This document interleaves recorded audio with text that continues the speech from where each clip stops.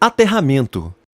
Um dos objetivos do aterramento de uma instalação pode ser direcionar possíveis correntes de fuga para a terra, protegendo as pessoas e preservando os equipamentos.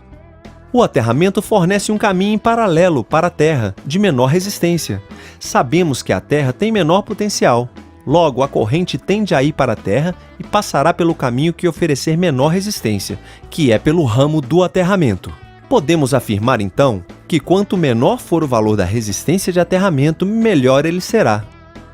O aparelho utilizado para medir a resistência de aterramento é o terrômetro. O aterramento pode ser realizado por diversos motivos, como transmissão de sinais, por exemplo. Logo, o aterramento pode ser tanto um aterramento de proteção quanto um aterramento funcional. O nome de aterramento funcional é dado a todo aterramento que não se destina à proteção. Aterramento do neutro. Quando a concessionária de energia fornece a alimentação em baixa tensão, o neutro é aterrado. O objetivo desse aterramento não é proteção. Em um sistema trifásico equilibrado ligado em estrela, a corrente no neutro é zero. Entretanto, sabemos que a rede não está equilibrada, seja em função do aumento da demanda ou ligações ilegais à rede. Logo, existe uma corrente circulando pelo neutro, e a ligação à Terra é feita para que tal corrente tenha um caminho de retorno. Aterramento de proteção, PE.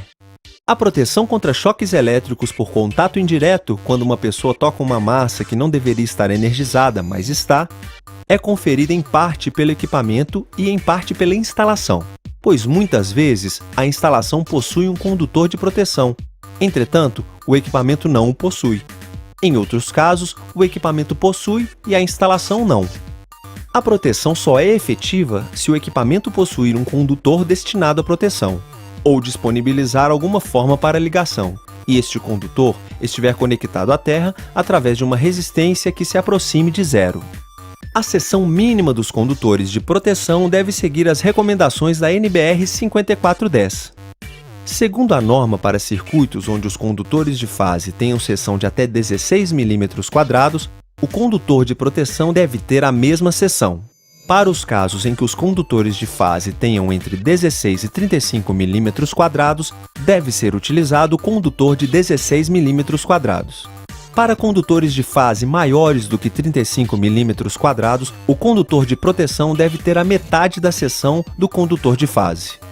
Ainda, de acordo com a NBR 5410, os condutores de proteção devem ser exclusivamente verdes ou verdes e amarelos.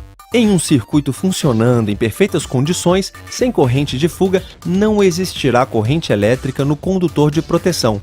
Entretanto, deve-se ter cuidado com essa afirmação, pois caso haja corrente de fuga, ela passará pelo condutor de proteção. Aterramento por razões combinadas de proteção e funcionais. Quando for exigido um aterramento por razões combinadas de proteção e funcionais, as prescrições relativas às medidas de proteção devem prevalecer. Esquemas de ligação de aterramento em baixa tensão. Esquema TNS. Nesse esquema, o condutor neutro e o de proteção são separados ao longo de toda a instalação, mas ambos são ligados à mesma malha de aterramento. Esquema TNCS. Nesse esquema, as funções neutro e proteção são combinadas em um único condutor em uma parte do circuito. Esquema TNC. Nesse esquema, as funções neutro e proteção são combinadas em um único condutor ao longo de toda a instalação. Esquema TT. O aterramento do neutro é diferente do aterramento de proteção. Esquema IT. O neutro da alimentação não é aterrado, existe aterramento apenas para proteção. Na figura abaixo, a impedância entre neutro tende ao infinito e indica que o neutro não está ligado à Terra.